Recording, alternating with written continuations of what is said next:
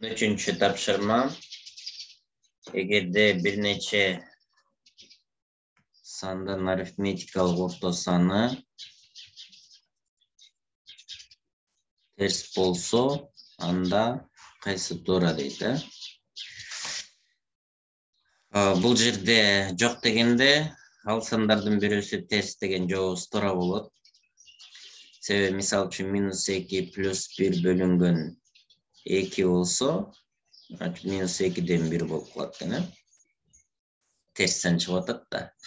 Бардык сандар терс дегенде болбой калат. Себеби -2 -1 болсо, муну дагы бардык сандар дегенде бөлүмүн дагы терс кылышка туура келип калат да. Бул айтылган боюнча бардык сандар деп турат.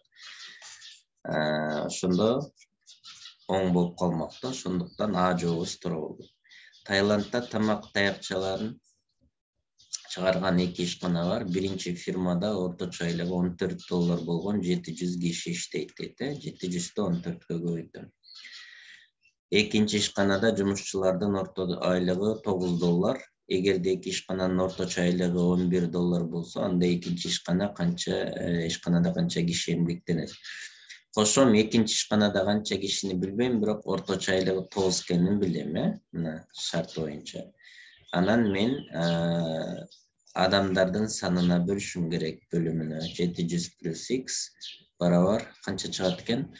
11 болуш керек экен, экөө кошулгандан кийин. Эми иштейбиз. 700 көбөйтүү 14 плюс 9x. Мен 700 могул экөөнү алам дагы эмне кылам? Бул жака көбөйтөм, кутулуш үчүн. 700дө 11 көбөйтүү 700 көбөйтпөй турайын пока, анан плюс 11x болот. 11x.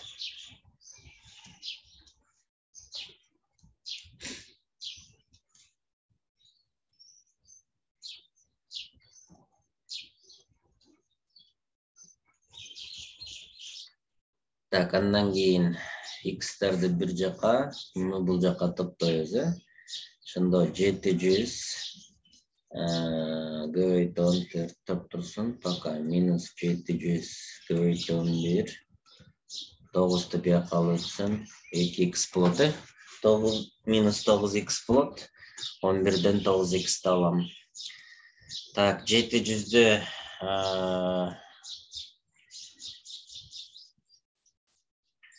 кашан сыртына, муну буга көбөйтсөм болот, Муну буга көбөйтөм да, бирок мен 700дү кашан сыртына чыгарып берип иштесем деле болот экен да. 14 минус 11. 14төн 11 алсам канча болот? 3 болот. 3тү 700гө көбөйтсөм 2100 болот. Барабар 2x. 2100 x барабар 2ге бөлсөм 1050 болот экен. Ошону Г жообу туура болот экен анда.